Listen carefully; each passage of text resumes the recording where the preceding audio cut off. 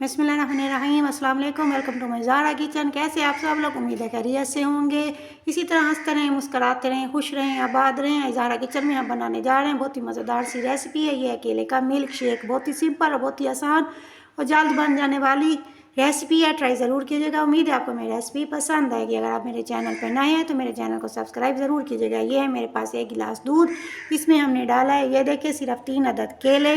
केले डालने के बाद डालेंगे 4 से 5 अदद। ये है मेरे पास खजूरें धोनी है, धोने के बाद साफ़ करनी है, गुठलियाँ इसकी निकाल लेनी है, उसके बाद इसमें शामिल करेंगे। अब करेंगे इसे अच्छा सा ग्राइंड। ये देखिए नीचे एक और है हमारा अच्छा सा ग्राइंड। मशीन को लगाना है फुल स्पीड पे ताकि ये जल्दी अच्छे से हो जाए ग्राइंड और केले अच्छे से हो जाए इसमें मेल्ट। उम्मीद है आपको मेरी बात समझ में आ रही होगी।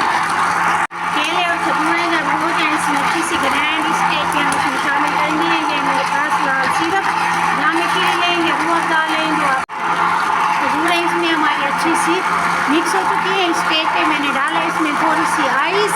अगर आप चाहें तो आइस डालें, ना चाहें तो जैसे आपकी मर्जी। मुझे चाहिए तो ठंडा, क्योंकि ठंडा मिल्क शेक लगता है सबसे अच्छा और दिल को भी भाता है, इसलिए मैंने इसमें डाली है थोड़ी सी आइस। डालने के बाद इसे करेंगे अच्छा सा ग्राइंड। भी हो चुका है हमारा ग्राइंड। अब हम करने वाले हैं इसे अपने प्यारे से गिलास में।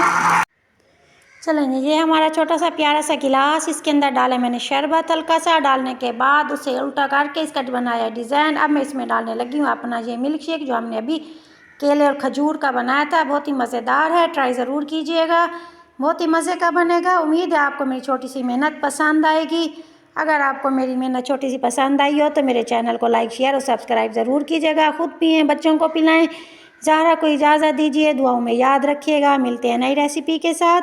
अपने अपने घर वालों का रखिएगा ढेर सारा ख्याल। Thank you so much. अल्लाह हाफिज़।